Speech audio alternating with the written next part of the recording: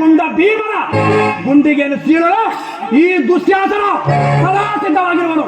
ಓ ಕೃಷ್ಣ, ಸಮರವೇ ಸಿದ್ಧ. ದುರ್ಯೋಧನ ದುಶ್ಯಾಸನ ಅಭಿಮತವೇ ನಮ್ಮ ಅಭಿಮತ. ಅರ್ಜುನನ ಮೇಲೆ ಹಾಗೆ ತೀರದ ಹೊರತು ದೃಷ್ಟಾಂತ ರುಚಿಸುವುದಿಲ್ಲ ಈ ರಾಜನಿಗೆ.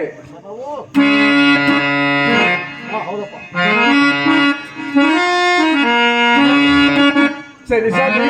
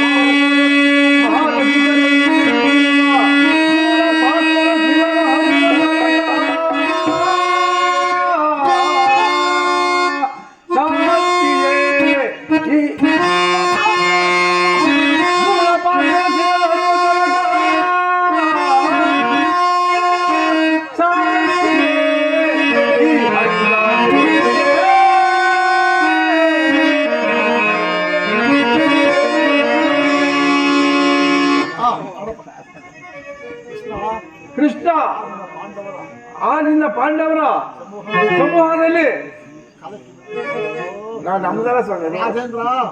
ರಾಜೇಂದ್ರ ಸಂಧ್ಯಾ ಅಂತಿಮ ಕಾಲದಲ್ಲಿ ಅರ್ಧ ರಾಜ್ಯವನ್ನು ಬಯಸುವ ಈ ವೃದ್ಧರಿಗೆ ಸ್ವಾಭಾವಿಕವಾಗಿರುವುದು, ನಮ್ಮಂತ ವೀರರಿಗಲ್ಲ. ಕರ್ಣ, ಜಾಸ್ತಿ ಮಾತನಾಡುತ್ತಿರುವೆಯಾ? ಅರ್ಜುನನ ಮೇಲಿನ ದ್ವೇಷಕ್ಕಾಗಿ ಇಡೀ ಕುರುಕುಲವನ್ನೇ ನಾಶಪಡಿಸುವೆಯಾ? ಇದು ನಿನ್ನ ಧರ್ಮವೇ? ವಾಸುದೇವ, ಅರ್ಜುನನ ಮೇಲೆ ಹಾಗೆ ತೀರದ ಹೊರತು ಅರ್ಜುನನ ಪಕ್ಷಪಾತ ಬುದ್ಧಿಯಿಂದ ಅರ್ಧ ರಾಜರು ಕೇಳಲು ಬಂದಿರುವ ಆ ನಿನ್ನ ಧರ್ಮಕ್ಕಿನ್ನ ನನ್ನ ಸ್ವಾಮಿ ಕೌರವೇಶ್ವರನ ಧರ್ಮವೇ ಎಷ್ಟೋ ಮೇಲು. ನಿನ್ನ ಕುಟುಂಬ ಸಂಧಾನಕ್ಕೆ ನಾವು ಖಂಡಿತವಾಗಿ ಒಪ್ಪುವುದೂ ಇಲ್ಲ. ಕರ್ಣ, ನಿನ್ನ ದರ್ಪದ ನುಡಿ ಕೇಳಿ ಯಾದವರ ಕಂಠ ಬಿಗಿದಂತಾಯಿತು. ಓಹೋ, ಮದೋನ್ಮತ್ತರಾದ ಇವರೊಡನೆ ಮಾತನಾಡುವುದು ಅನುಚಿತ. ಆದರೂ ಒಂದು ಮಾತನ್ನು ಕೇಳಿರಿ.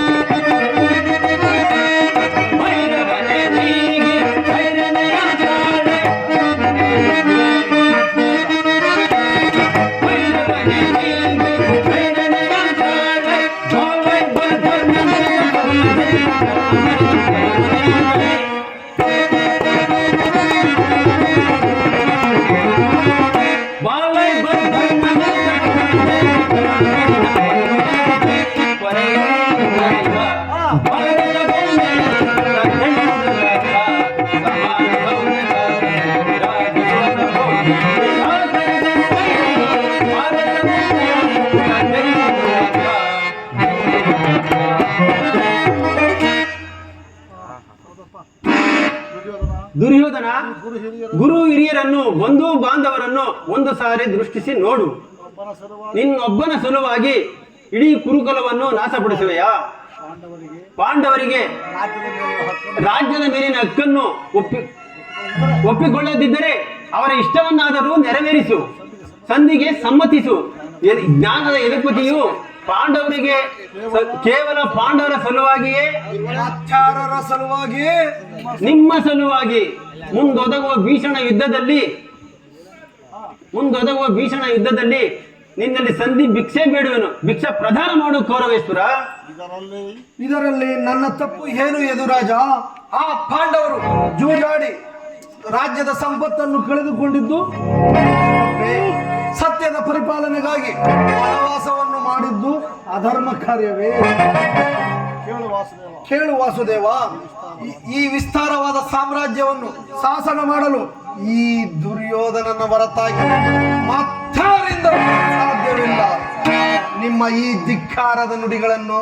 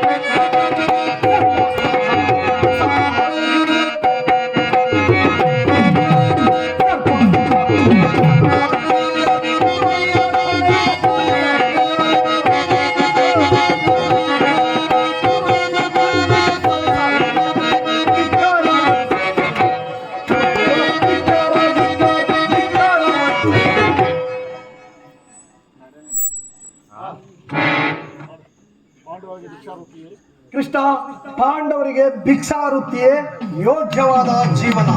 ಧರ್ಮ ವಿರುದ್ಧಗಳಾದ ಈ ವಿಪುಲವಾದ ಸಾಮ್ರಾಜ್ಯವನ್ನು ಆ ಪಾಂಡವರಿಗೆ ಒಪ್ಪಿಸುವ ಅವಮಾನ ನನ್ನದಾಗದು. ಯುದ್ಧದ ಭಯವನ್ನು ತೋರುವೆಯ ಕೃಷ್ಣ? ಯುದ್ಧವು ಕ್ಷತ್ರಿಯನ ಧರ್ಮ, ಅರ್ಥ, ಧರ್ಮ, ಮೋಕ್ಷ.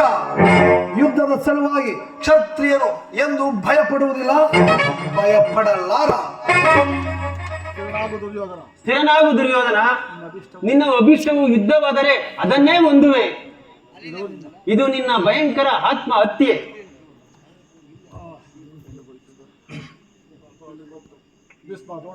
ಭೀಷ್ಮ ದ್ರೋಣಾದಿಗಳ ಮಾತನ್ನು ನಿರಾಕರಿಸಿಬಿಟ್ಟೆಯಾ? ಅನ್ಯಾಯ ಆಚರಣೆಗಳನ್ನು ನಿರಾಕರಿಸಿಬಿಟ್ಟೆಯಾ? ನಿನ್ನ ಶ್ರೇಯಸ್ಸು ಎಂದಿಗೂ ಲಭಿಸಲಾರ. ಅದು ನಿನ್ನ ಕೆಟ್ಟರೂ ಸರಿ, ಕಟ್ಟ ಕಡೆಯದಾಗಿ ಕಟ್ಟಬೇಕೆಂದು ಈ ಕೌರವೇಶ್ವರನನ್ನು ಕೆಳಗೆ ಕೇಕೆ ಹಾಕಿ ನಕ್ಕಳಲ್ಲ ಆ ನಿನ್ನ ಪಾಂಡವರ ಸತಿ ಕೃಷ್ಣ. ಅಂದೇ ತೊಟ್ಟಿಯನ್ನು ಛಲವನ್ನು ಭೂತ ಪ್ರೇತಗಳಿಗೆ ಒಡೆಯನಾದ ಭೂತನಾಥೇಶ್ವರನೇ ಕದನಕ್ಕೆ ಕಲಿಯಂಸದಿಂದ ನಿರ್ಮಿತವಾದ ಈ ಕುರು ಸಾಮ್ರಾಜ್ಯವು ರಕ್ತದ ಮಡುವಿನಲ್ಲಿ ಹಸ್ತಿನಾವತಿಯ ಈ ಕುರುಚಕ್ರೇಶ್ವರನು ಮಸಾಣದ ಮಣ್ಣಲ್ಲಿ ಮಣ್ಣಿಡಿದು